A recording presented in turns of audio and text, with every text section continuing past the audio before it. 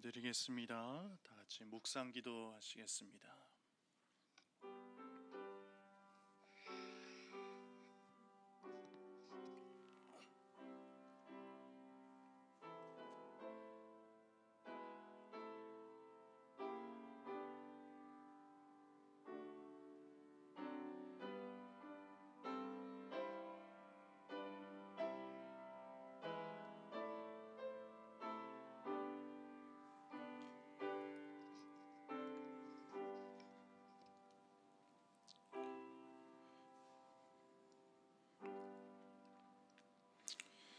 내가 은혜 베풀 때에 너에게 듣고 구원의 날에 너를 도왔다 하셨으니 보라 지금은 은혜 받을 만할 때요 보라 지금은 구원의 날이로다. 아멘. 주님, 이 시간 주님 앞에 나와 예배드립니다. 주님 임재하여 주시옵시고 우리의 심령 가운데 또 우리 예배 가운데 임재하셔서 주님의 은혜를 부어 주시옵소서. 신령과 진정으로 드리는 이 예배 될 수 있도록 주님 함께하여 주시옵소서. 감사드리며 예수님 이름으로 기도드립니다. 아멘. 함께 찬송가 420장 너 성결케 위해 찬양하시겠습니다.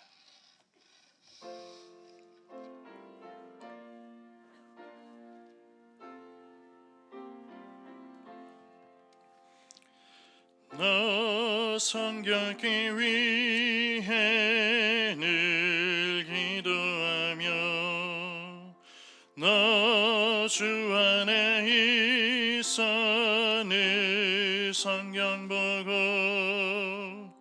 오 형제들 함께 늘 사귀면서 일나기 전마다 너 기도하라. 너 성결케 위해 내 머리 숙여 저 은밀히 계신 내 주께 빌라. 주 사귀어 살면 주 닮으리니 널 보는 이마다 주 생각하리. 너 성결케 위해 주 따라가고 일 다급하여도 당황치 말고 참 즐거울 때나 또 슬플 때나 너 주님만 믿고 늘 따라가라. 너 성결케 위해 늘 기도하며 내 소원을 주께 다 맡기어라. 너 성령을 받아 주 섬겨 살면 저 천국에 가서 더 잘 섬기리. 아멘. 전순희 권사님 기도하시겠습니다.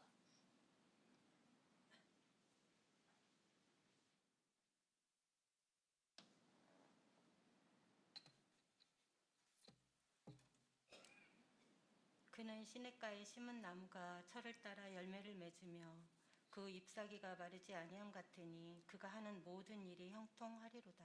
아멘. 사랑의 하나님, 택하여 구원을 받게 하시고 영생의 축복을 허락하여 주심에 감사드립니다. 지난날에 우리의 죄를 사하여 주시고 우리의 허물을 가리워 주시옵소서. 우리의 근본은 오직 여호와께로임을 올 한 해에도 기억하며 은혜의 때요 구원의 날이 되게 원합니다. 사랑의 하나님, 직분을 잘 감당할 수 있는 모든 여건을 지켜주시고 주님을 기쁘시게 하는 마음을 붙잡아 평강이 넘치길 소망합니다.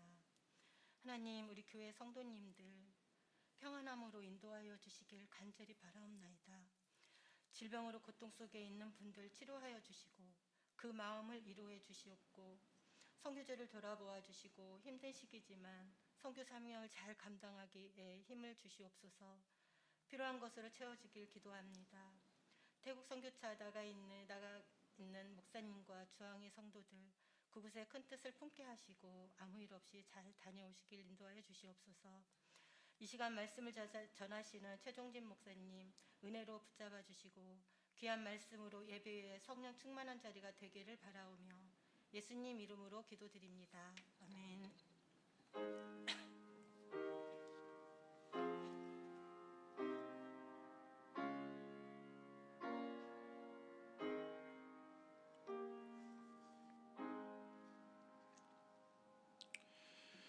우리 함께 보실 하나님 말씀은 야고보서 3장 1절에서 12절 말씀입니다. 야고보서 3장 1절에서 12절 말씀 한 절씩 교독하도록 하겠습니다. 내 형제들아 너희는 선생된 우리가 더 큰 심판을 받을 줄 알고 선생이 많이 되지 말라.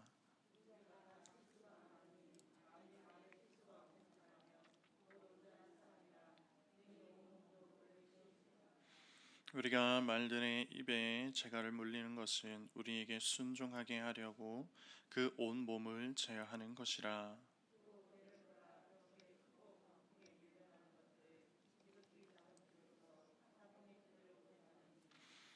이와 같이 작은 혀도 작은 지체로 돼 큰 것을 자랑하도다. 보라, 얼마나 작은 불이 얼마나 많은 나무를 태우는가.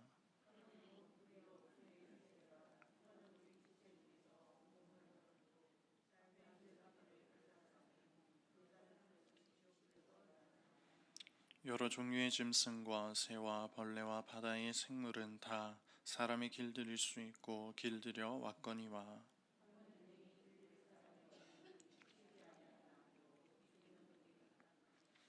이것으로 우리가 주 아버지를 찬송하고 또 이것으로 하나님의 형상대로 지음을 받은 사람을 저주하나니.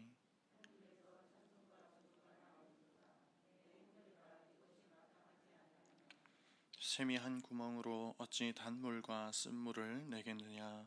내 형제들아 어찌 무화과 나무가 감람 열매를 포도나무가 무화과를 맺겠느냐. 이와 같이 짠물이 단물을 내지 못하느니라. 아멘. 교회 소식은 주보를 참고해 주시기 바랍니다. 47구역 구역 특성으로 하나님께 영광을 돌리겠습니다.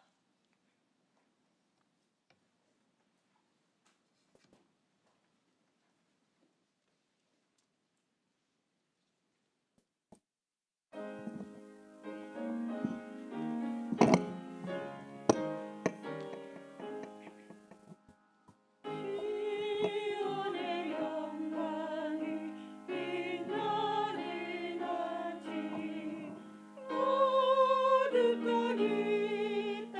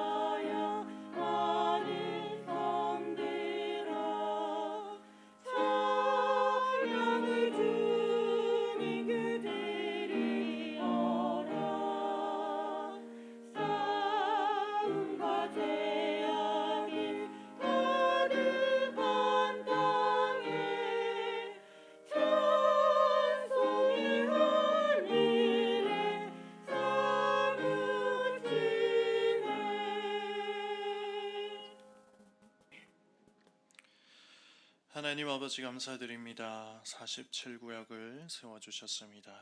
구역 가운데 주님의 은혜가 충만케 하여 주시옵시고 날마다 주님의 뜻을 쫓아가며 아버지 하나님의 은혜를 사모하며 나아가는 우리 구역의 모든 식구들 될 수 있도록 인도하여 주시옵소서.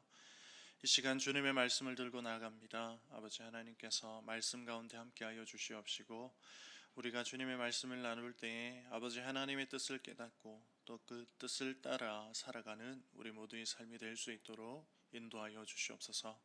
온전한 주님의 자녀로서의 삶을 우리가 살아갈 수 있도록 인도하여 주시옵소서. 감사드리며 이 모든 말씀 예수님 이름으로 기도드립니다. 아멘. 오늘은 야고보서의 말씀을 가지고 그 안에 있는 강한 힘이라는 제목으로 말씀을 나눠보려고 합니다. 오늘 본문의 말씀은 야고보서 1장 19절 말씀을 이어서 더 발전시키고 있는 내용의 말씀입니다. 간단하게 말하면 이제 말을 할 때 우리가 주의해야 한다, 조심해야 된다라는 것을 이야기하고 있죠. 야고보는 참된 신앙을 가진 사람이라면 혀를 다스릴 수 있어야 된다라고 주장하고 있습니다. 말이라는 것이 우리의 삶 가운데 반드시 필요한 것이고 또 아주 중요한 것이기 때문에 더욱이 실수가 없어야 된다라는 것을 야고보는 이야기해 주고 있습니다. 간혹 어떤 사람들은 그 말을 너무나 쉽게 하고 또 가볍게 하면서 스스로를 깎아내리는 그런 형태를 보여주기도 합니다. 말은 그 사람의 품격을 나타내는 것이고 또 말은 그 사람의 내면을 표현하는 하나의 수단이라고 할 수 있습니다. 말이 진중하지 못하고 또 가볍고 거친 말을 자꾸만 내뱉는 사람이라면 그 사람의 수준은 딱 거기까지다라고 할 수 있을 것입니다. 어떤 말을 하느냐 또 어떻게 말을 하느냐에 따라서 많은 것들이 바뀔 수 있습니다. 사람의 말이라는 것이 한 사람의 인생을 바꿀 수도 있고 혹은 그 한 나라의 운명까지도 바꿀 수 있는 것이 말이며 또 그 말은 그만큼 강력한 힘을 가지고 있다라는 것을 보여주고 있습니다. 제2차 세계대전 때에 있었던 일입니다. 당시 폐색이 짙었던 일본군에게 유엔군이 이제 항복 문건을 전달하였고 그것을 검토한 뒤에 일본이 그 항복 문건에 대해서 대답을 하게 되었는데 일본은 자신들의 뜻을 전하기 위해서 그 수상이 기자회견을 열었고 그 수상이 일본어로 모쿠사츠라는 단어를 사용하였습니다. 이 모쿠사츠라는 단어의 뜻이 미루다, 검토하다라는 뜻도 있지만 무시하다라는 뜻도 가지고 있습니다. 그래서 일본 언론은 이 기자회견을 통해서 수상이 말하였던 모쿠사츠, 항복 문건에 대해서 신중하게 검토하겠다라고 이야기를 했지만 그 번역이 잘못되어서 이 항복 문건에 대해서 무시하겠다, 우리 항복할 생각이 없다라는 그런 뜻으로 번역이 되었고 이것을 연합군이 접하게 되었고 그래서 원자폭탄이 일본에 떨어지게 되었습니다. 이 신중하지 못하였던 이 단어의 사용으로 인해서 일본은 맞지 않아도 될 그 원자폭탄을 맞게 되었던 것입니다. 이 한마디 신중하지 못한 말로 많은 사람이 죽게 되는 그런 결과를 나타내게 되었습니다.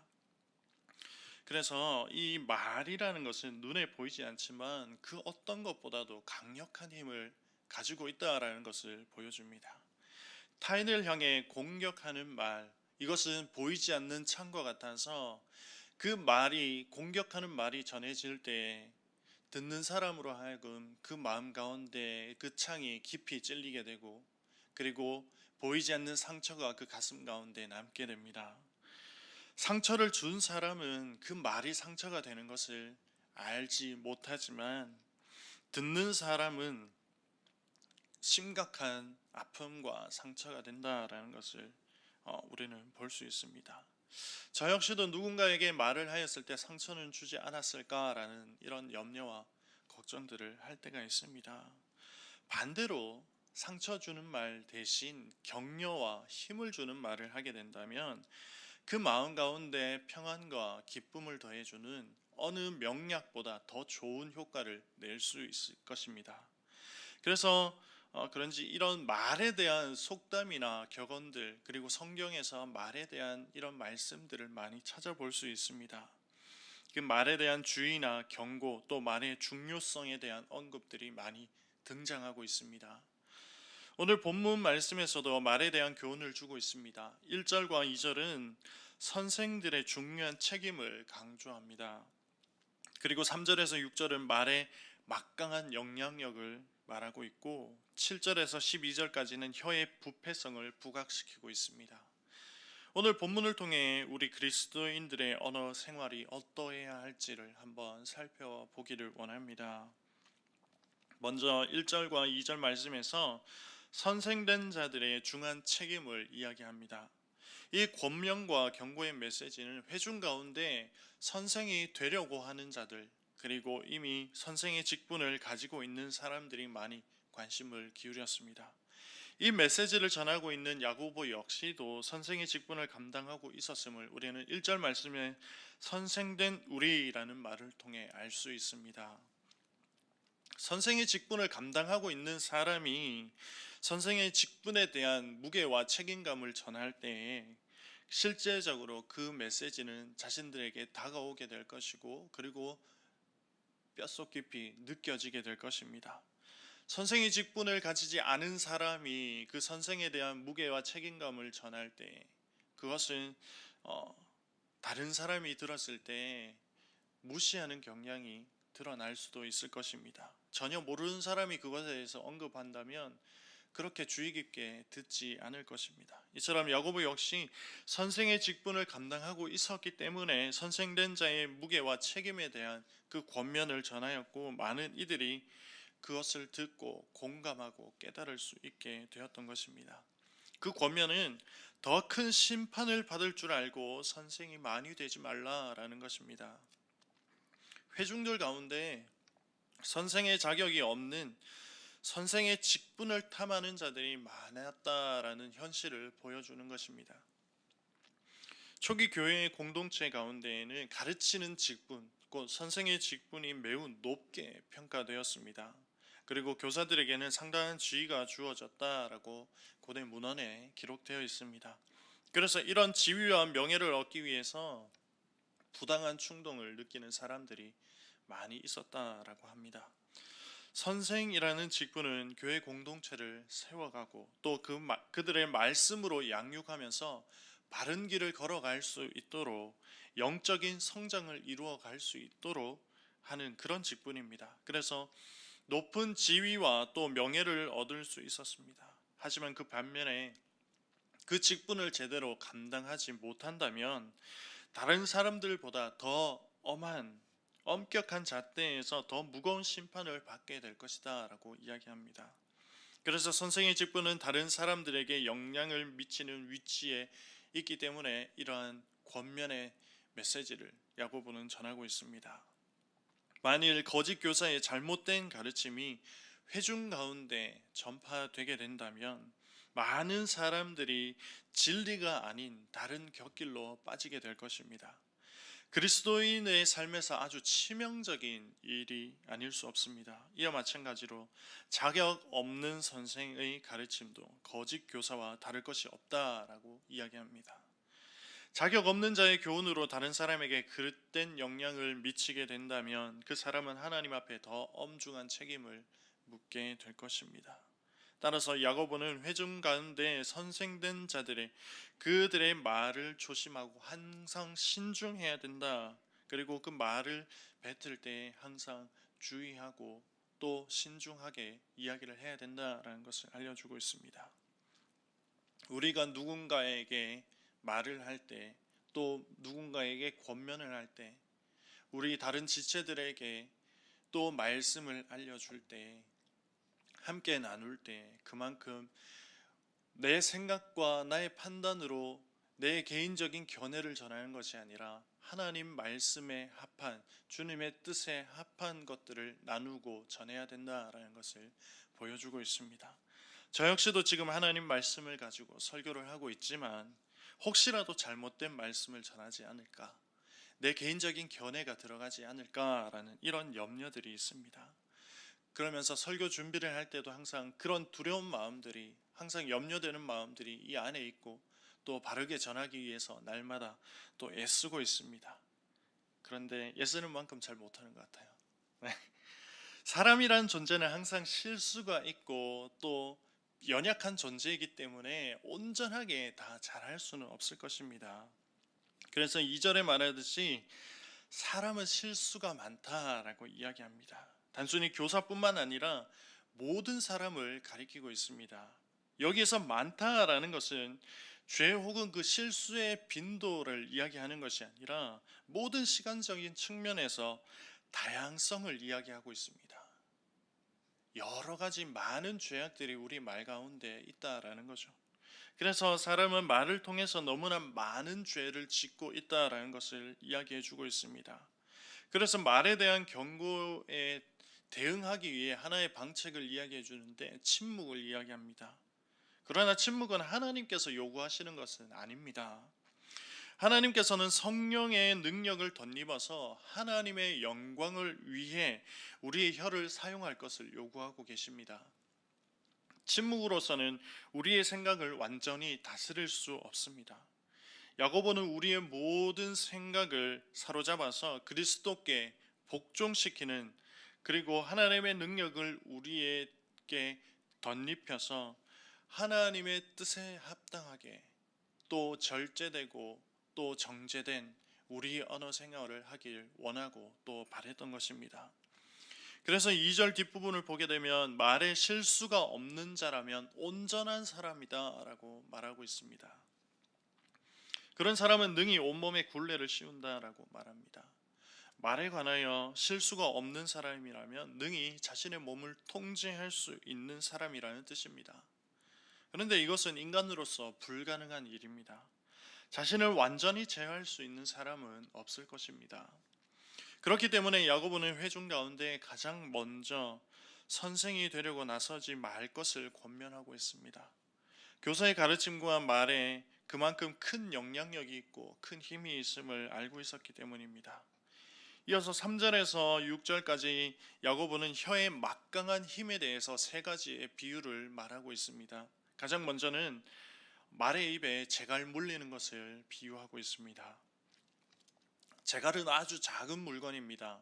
그런데 그것을 말의 입에 끼워 넣었을 때, 말의 입에 물렸을 때 사람의 지시에 따라 순종하게 만들어 버립니다. 이와 마찬가지로 혀를 다스리는 사람은 그 온 몸을 통제할 수 있다라고 합니다.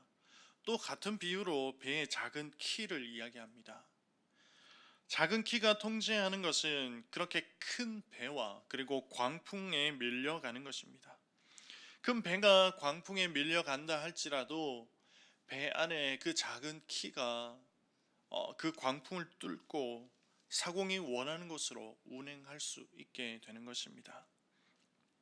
앞에서 말한 재갈과 키는 사람의 혀와 같은 것입니다. 힘이 세고 강한 말을 순종하게 하는 재갈과 또 큰 배를 움직이게 하는 배의 키와 같은 사람의 그 혀는 아주 작은 신체의 한 부분이지만 그 영향력은 엄청난 결과를 불러 일으킨다라고 하면서 그 혀가 가지고 있는 잠재력을 말해주고 있습니다. 그것은 좋은 결과일 수도 있고 나쁜 결과를 나타낼 수도 있습니다.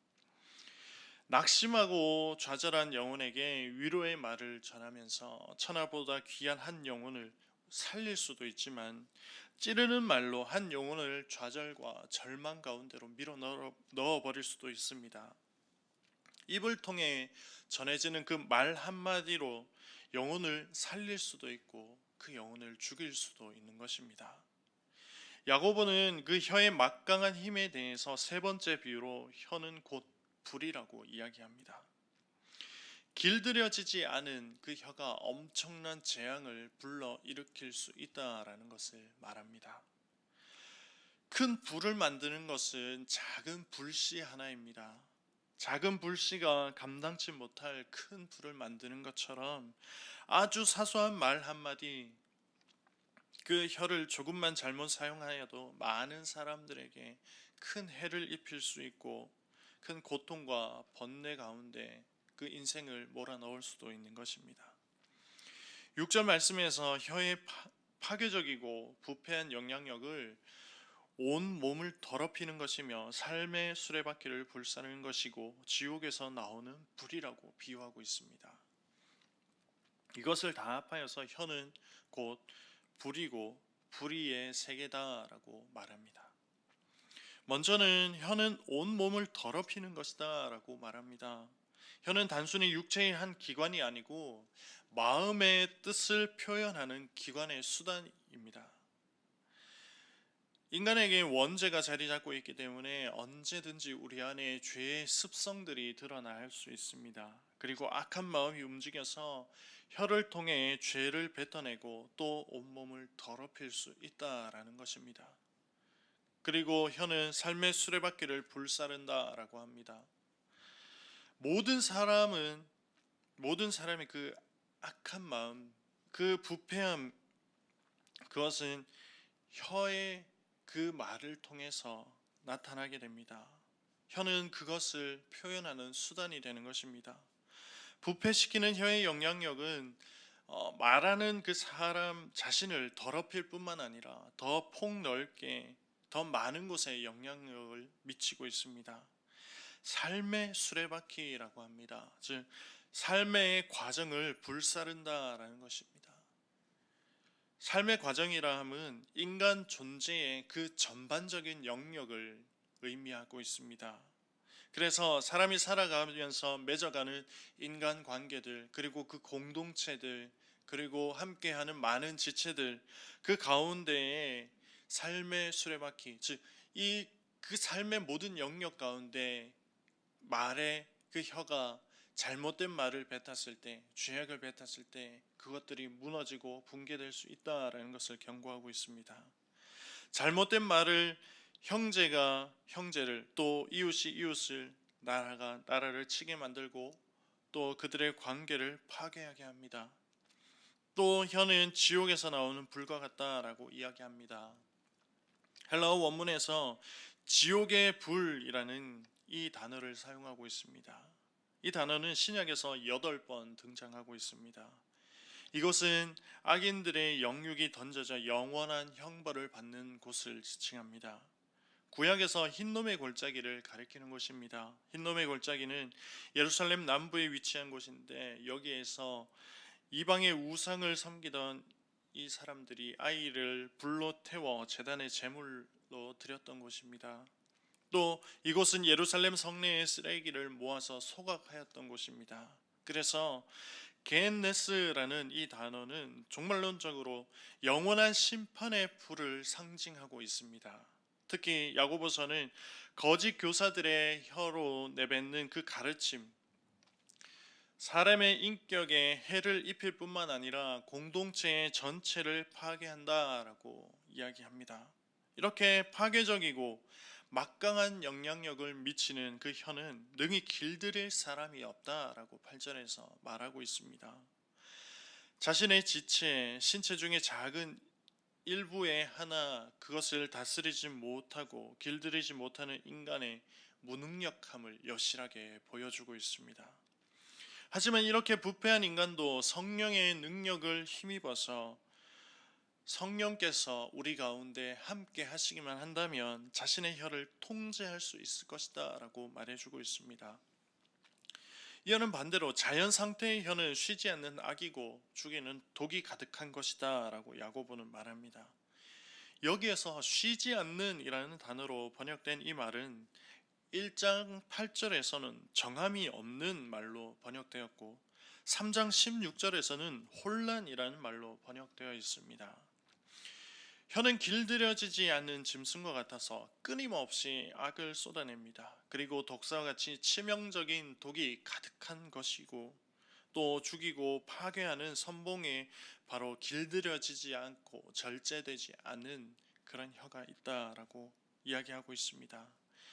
야고보는 9절에서 12절까지 그 이중적이고 정함이 없는 혀를 말해줍니다.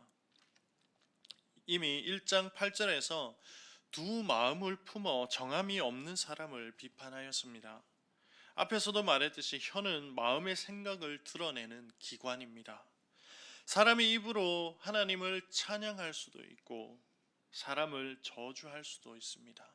이만큼 혀의 이중성을 잘 드러내고 있습니다. 우리 존재의 목적을 먼저 생각해 보아야 할 것입니다. 우리가 이 땅에 존재하는 이유는 하나님을 찬양하는 존재로 지음받았고 또 하나님을 영화롭게 하는 것이 우리가 이 땅을 살아가는 목적입니다.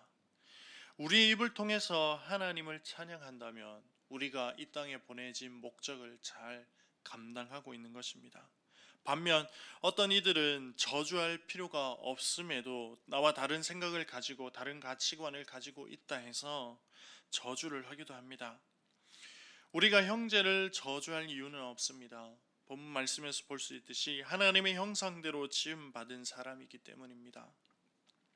인간에게 입혀져 있는 그 하나님의 형상은 죄로 인해 손상되었지만 여전히 하나님 앞에 존귀한 영혼입니다. 형제 자매를 향해 악한 마음을 품고 저주하는 것은 살인의 행위와 같은 것이다 라고 성경은 이야기하고 있습니다. 하나님을 믿는 신자의 입은 형제 자매를 저주하기 위해 사용되는 것보다는 하나님을 찬양하고 이웃을 사랑하고 친절을 표현하는 도구로 사용되어야 할 것입니다. 마지막으로 야고보는 자연에서 예를 들어 한 입으로 찬송과 저주를 말하는 것이 옳지 않다라고 이야기해 주고 있습니다. 샘이 한 구멍으로 단물과 쓴물을 내지 못한다라는 것을 말합니다. 자연의 샘도 한 구멍에서 단물과 쓴물을 동시에 내지 않습니다. 하나님의 백성된 우리 그리스도인의 입을 통해서 찬양과 저주를 한 번에 쏟아내는 것은 옳은 일이 아님을 이야기해 주고 있습니다. 신자가 찬양과 저주를 말할 수 없는 두 번째 이유는 본문 말씀에서 보면 어찌 무화과 나무가 감람 열매를 포도나무가 무화과를 맺겠느냐 하는 것입니다. 어떤 나무든 그 본성에 따라 특정한 한 열매를 맺어가는 것이 자연의 이치입니다. 짠물과 단물을 내는 샘도 이와 마찬가지입니다. 야고보는 이렇게 회중들에게 말이 가지고 있는 강력한 영향력을 말하면서 예수 그리스도를 믿는 사람들의 언어 생활이 어떠해야 할지 잘 설명해 주고 있습니다. 신자는 하나님을 찬양하고 하나님의 형상을 입은 사람들을 축복하고 또 항상 그 가운데 말씀으로 권면하면서 하나 되는 공동체를 세워가야 된다라는 것을 이야기해 주고 있습니다. 하나님께서는 우리의 삶에 항상 귀를 기울이고 계십니다. 우리의 필요를 채워주기 위함도 있지만 우리의 행실과 길을 바로 인도하시기 위함도 있습니다. 자녀의 하나하나 그 모습들을 놓치고 싶지 않은 것이 바로 부모의 마음입니다. 그것은 그 자녀를 사랑하고 있기 때문입니다. 하나님께서는 우리를 사랑하고 계시기 때문에 우리의 삶에 단 한순간도 외면치 않고 우리에게 집중하고 계십니다. 그렇다면 우리의 말과 우리의 마음의 생각들, 그것이 하나님 앞에 어떻게 전해져야 할지에 대해서 우리는 잘 알 수 있을 것입니다. 우리는 하나님 앞에 떳떳할 수 있어야 합니다. 그리고 사람 앞에도 떳떳할 수 있어야 됩니다. 우리가 어떤 말을 하든지 누구 앞에서든지 부끄럽지 않은 말을 해야 할 것입니다. 그리스도인다운 하나님의 자녀다운 말을 해야 합니다. 그 말을 통해서 우리의 정체성이 드러나게 될 것입니다. 말씀을 정리하겠습니다. 우리의 삶에서 말은 아주 중요한 역할을 감당하고 있습니다. 그 말은 엄청난 힘을 가지고 있습니다. 사람을 살리기도 하고 죽이기도 하는 것이 바로 사람의 말입니다. 그만큼 말에는 엄청난 힘이 있습니다. 오늘 말씀에서도 야고보는 혀가 가지고 있는 무서운 영향력을 제시하면서 회중들에게 말했습니다. 우리의 말에도 똑같이 막강한 힘을 가지고 있습니다. 그 말을 우리의 힘으로 길들일 수 없다라는 것이 오늘 본문의 내용입니다. 오직 하나님의 도우심을 따라서 하나님께서 우리 가운데 개입하심으로써 우리의 혀는 길들여지는 것입니다. 우리의 말이 죽이는 말이 되지 않고 또 하나님께 날마다 우리의 혀를, 우리의 말을 다스려 줄 것을 구하면서 오직 하나님을 찬양하고 죽어가는 영혼을 살리는 데에 큰 힘을 발휘하는 우리의 말이 될 수 있도록 날마다 하나님 앞에 우리의 말을 온전케 해달라라고 구해야 할 것입니다. 그리스도인다운 하나님의 자녀다운 언행을 통해서 이 땅 가운데 복음을 드러내고 그리스도 이름을 높이며 세상 가운데 빛으로 우리의 삶을 살아가는 우리 모두의 삶이 되어야 할 것입니다. 우리가 이 남아있는 한 주간의 삶 가운데 또 우리의 평생의 그 삶의 수레바퀴 가운데 하나님께서 함께 하심으로 성령의 도우심을 통하여서 우리의 입이 죽어가는 영혼을 살리고 또 복음의 그 뜻을 드러내는 그런 말을 하는 저와 여러분의 삶이 되기를 축복합니다. 우리 함께 찬양하시겠습니다. 찬송가 421장 내가 예수 믿고서 함께 찬양하시겠습니다.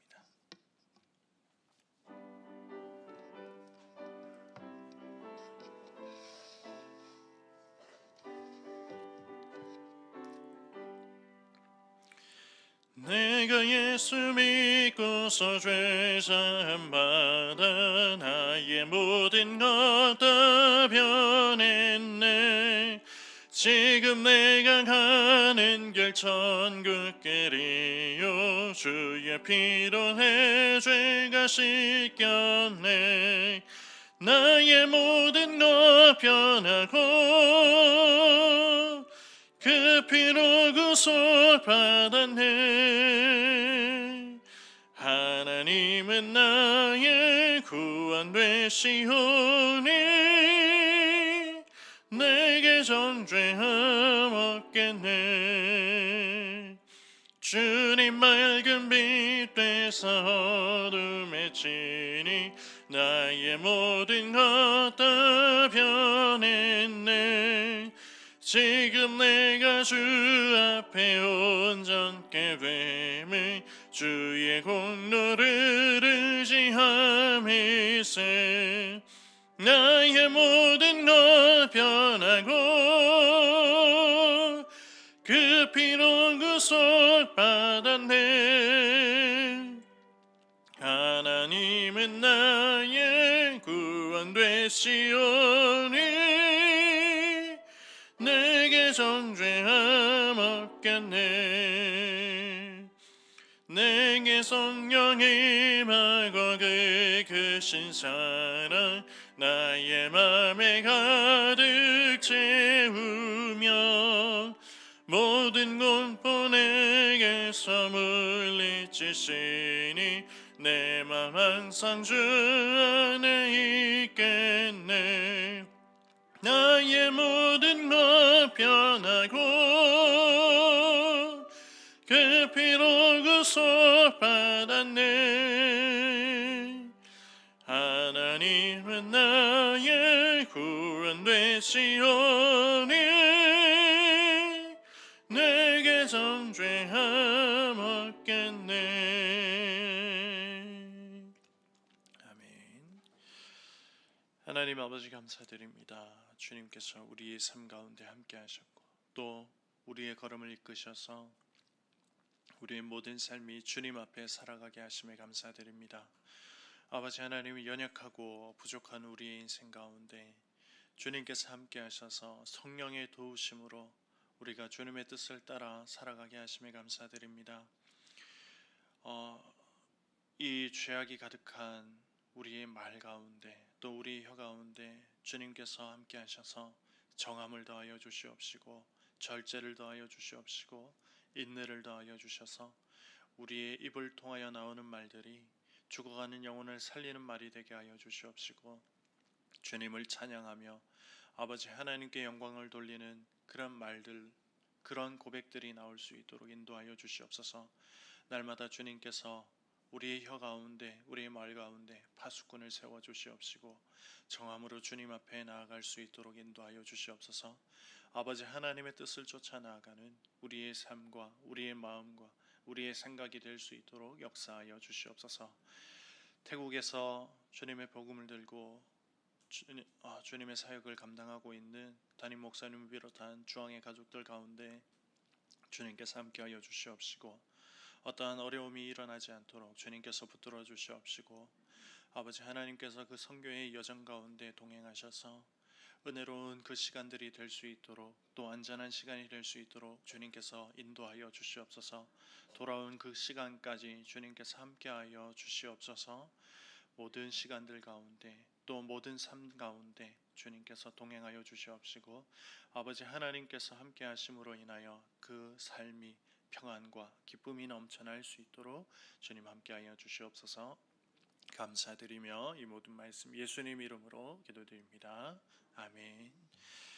이제는 우리 구주 예수 그리스도의 은혜와 하나님 아버지의 사랑하심과 성령님의 교통하심이 주님의 뜻을 따라 우리의 말이 아버지 하나님을 찬양하며 주께 영광 돌리기를 다짐하는 주왕의 모든 가족들 가운데 이제로부터 영원토록 함께 있을지어다.